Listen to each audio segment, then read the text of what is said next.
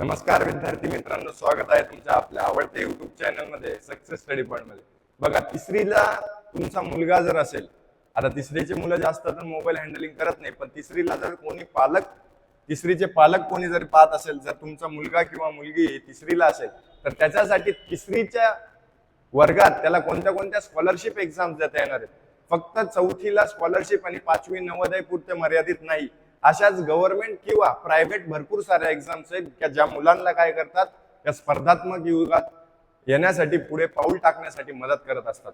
तर त्याच्यामुळे काय आहेत की तिसरीत मध्ये जितक्याही स्कॉलरशिप एक्झाम्स तुम्हाला आहेत, या सगळ्या एक्झाम्स तुम्हाला इथे घेऊन आलेलो आहेत। आता या एक्झाम्स काय होतात, भरपूर जणांना एक्झाम्सही माहित होतात, पण विषय असा होतो की जेव्हा एक्झाम्स येतात तेव्हा त्यांना फॉर्म केव्हा रिलीज झालेत, केव्हा समजून जातात फॉर्म, या सगळ्या गोष्टी माहिती नसतात आणि त्याच्याबद्दल इन्फॉर्मेशनही भेटत नाही।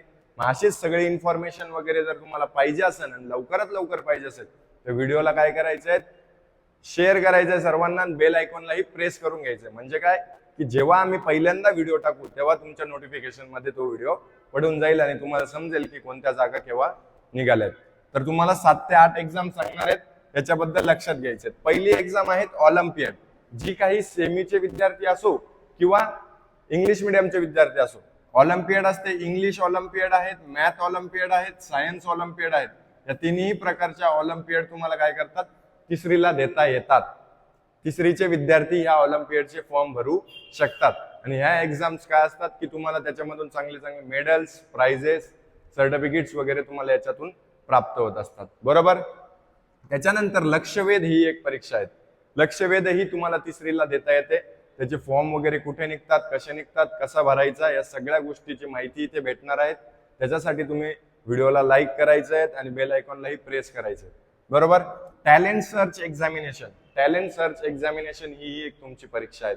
खूप चांगल्या चांगल्या परीक्षा आहेत, याचा फायदा तुम्हाला पुढे या सगळ्या परीक्षा जर तुम्ही देत गेलात, सगळ्या 1ली ते 10वी पर्यंत ज्याही परीक्षा आहेत, सगळ्या परीक्षा तुम्हाला इथे सांगतो। सगळ्या परीक्षा लक्षात ठेवायच्या आणि प्रत्येक इयरला तुमच्या मुलाला किंवा मुलीला सर्वांना या एक्झाम साठी बसवायचं आहे। त्याच्यानंतर आय एम विनर ही एक एक्झाम आहे। काय, आय एम विनर ही एक एक्झाम आहे, त्यालाही तुम्हाला बसवायचं आहे, आय एम विनर, बरोबर। त्याच्यानंतर Bharat talent search exam, Bharat talent, BTS आपण म्हणतो, बीटीएससी पण कोणी कोणी म्हणतात, बीटीएस ही एक्झाम असते, भारत टॅलेंट सर्च एक्झामिनेशन। त्याच्यानंतर सीव्ही रमन बाल वैज्ञानिक, सीव्ही रमन बाल वैज्ञानिक, सीव्ही रमनच्या वेगवेगळ्या स्टेजेसवर वेगवेगळ्या एक्झाम्स आहेत।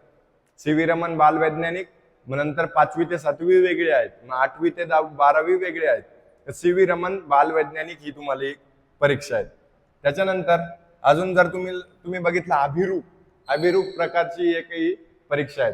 आता अभिरूप झाल्यावर नंतर मंथन प्रज्ञाशोध परीक्षा, मंथन वेलफेअर फाउंडेशनची मंथन परीक्षा ही इंग्लिश मिडियमच्या माध्यमातून पण घेतल्या जाते, मराठी मध्ये सेमी पण, तिन्ही माध्यमातून ही परीक्षा घेतल्या जाते।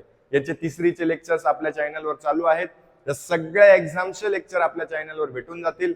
डिस्क्रिप्शन बॉक्स मध्ये लिंक आहे, तिथून ग्रुप मधून अजून काही इन्फॉर्मेशन लागली तर तुम्हाला तिथून भेटेल। अजून काय काय नवीन नवीन गोष्टी तुम्हाला लागतायत हे आम्हाला डिस्क्रिप्शन बॉक्स मध्ये सांगा आणि तुम्ही आमचा व्हिडिओ कुठून बघतायत हे आम्हाला कळवायला विसरू नका। थँक्यू।